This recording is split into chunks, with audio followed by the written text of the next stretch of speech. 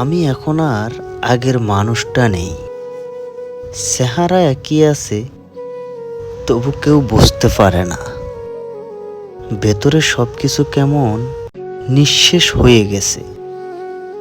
অনেক চেষ্টায় নিজেকে ধরে রাখি, হাসি মুখে কথাও বলি, তবুও মাঝে মধ্যে মনে হয় আমি যেন একজন মৃত আত্মা, যার শুধু চলাফেরা আছে কিন্তু বেঁচে থাকা নেই।